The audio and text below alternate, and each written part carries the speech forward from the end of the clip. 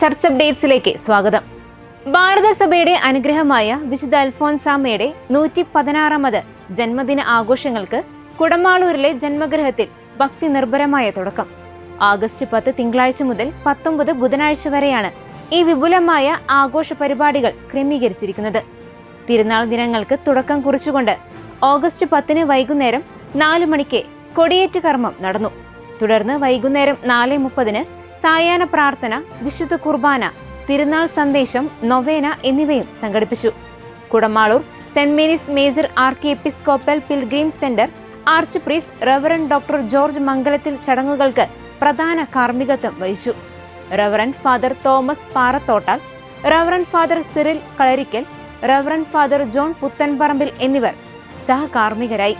വരും ദിവസങ്ങളിലും പ്രത്യേക പ്രാർത്ഥനകളും ദിവ്യബലിയും തുടരുന്ന ആഘോഷങ്ങളിലും പങ്കെടുക്കാൻ ആയിരക്കണക്കിന് തീർത്ഥാടകർ കുടമാളൂരിലേക്ക് എത്തുമെന്നാണ് പ്രതീക്ഷിക്കുന്നത്. Madras Mylapore arch bishop doctor George Antony സാമിയെ വത്തിക്കാനിലെ സുവിശേഷവൽക്കരണത്തിനായുള്ള ഡിക്കാസ്ട്രിയിലെ അംഗമായി വീണ്ടും നിയമിച്ചു. 5 വർഷത്തെ പുതിയ കാലാവധിയോടെയാണ് ലിയോ 14 പാപ്പ അദ്ദേഹത്തെ ഈ പദവിയിലേക്ക് പുനർനിയമിച്ചത്. സുവിശേഷവൽക്കരണത്തിനും പുതിയ സഭകൾക്കും വേണ്ടിയുള്ള വിഭാഗത്തിലാണ് അദ്ദേഹം പ്രവർത്തിക്കുക. ആഗോള കത്തോലിക്ക സഭയുടെ സുവിശേഷവൽക്കരണ ദൗത്യത്തിലും മിഷണറി പ്രവർത്തനങ്ങളിലും അദ്ദേഹം തുടർന്നും പ്രധാന പങ്ക് വഹിക്കും. 2020 നവംബറിലാണ് ഫ്രാൻസിസ് മാർപ്പാപ്പ അദ്ദേഹത്തെ ആദ്യമായി ഈ ഡിക്കാസ്ട്രിയിലേക്ക് നിയമിച്ചത്. സുവിശേഷവൽക്കരണം, സഭാ നയതന്ത്രം, കാനൻ നിയമം എന്നിവയിലുള്ള അദ്ദേഹത്തിന്റെ ദീർഘകാല പരിചയം കണക്കിലെടുത്താണ് ഈ പുതിയ നിയമനം.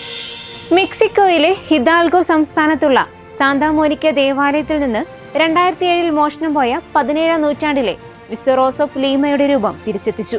അമേരിക്കയിലേക്ക് കടത്തിയ ഈ പുരാതന മരശില്പം അവിടെയുള്ള ഒരു ഗാലറിയിൽ നിന്നാണ് അധികൃതർ കണ്ടെടുത്തത്. തുടർന്ന് US മെക്സിക്കൻ സർക്കാരുകളുടെ സംയുക്ത ശ്രമഫലമായി രൂപം മെക്സിക്കോയിലേക്ക് തിരികെ എത്തിക്കുകയായിരുന്നു. National institute of anthropology and ഹിസ്റ്ററിയുടെ വിദഗ്ധർ നടത്തിയ പുനരുദ്ധാരണ പ്രവർത്തനങ്ങൾക്ക് ശേഷമാണ് തിരുസ്വരൂപം ദേവാലയത്തിൽ പ്രതിഷ്ഠിച്ചത്. വർഷങ്ങൾ നീണ്ട കാത്തിരിപ്പിനൊടുവിൽ തങ്ങളുടെ പ്രിയപ്പെട്ട രൂപം തിരിച്ചു കിട്ടിയ സന്തോഷത്തിലാണ് പ്രദേശവാസികളായ വിശ്വാസികൾ. യേശുക്രിസ്തു ജോർദാൻ നദിയിൽ വെച്ച് മാമുദീസ സ്വീകരിച്ചതിന്റെ 2000 ആണ്ട് വാർഷികത്തിനായി ജോർദാനിൽ വലിയ ഒരുക്കങ്ങൾ ആരംഭിച്ചു. 2030 നടക്കുന്ന ഈ ആഘോഷത്തിനായി സർക്കാരും സഭാ നേതാക്കളും ഒന്നിച്ച് യോഗം ചേർന്നു. പ്രധാന ചടങ്ങുകൾ നടക്കുന്നത് ചരിത്രപ്രസിദ്ധമായ അൽ മഗാസ് എന്ന സ്ഥലത്താണ്.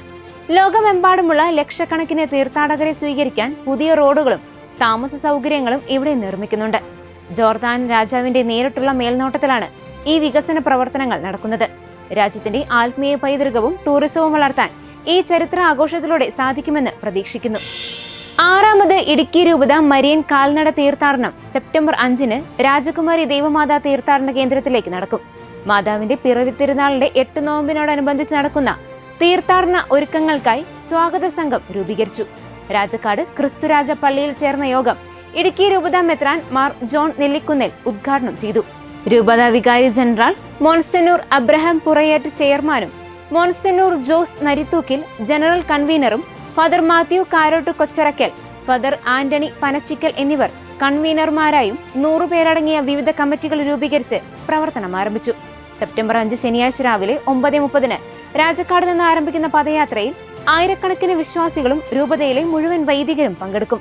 തീർത്ഥാടനം ഉച്ചയോടെ രാജകുമാരി തീർത്ഥാടന ദേവാലയത്തിൽ എത്തിച്ചേരുമ്പോൾ തൃശൂർ അതിരൂപത മെത്രാപ്പൊലിത്ത ആർച്ച് ബിഷപ്പ് മാർ ആൻഡ്രൂസ് താഴത്ത് വിശുദ്ധ കുർബാനയർപ്പിച്ച് സന്ദേശം നൽകും. തീർത്ഥാടനത്തിനായി എത്തിച്ചേരുന്ന എല്ലാ വിശ്വാസികൾക്കും കഞ്ഞി വിതരണം ചെയ്യുന്നതാണ്. ഇതോടുകൂടി ചർച്ച് അപ്ഡേറ്റ്സ് പൂർണ്ണമാകുന്നു. നന്ദി.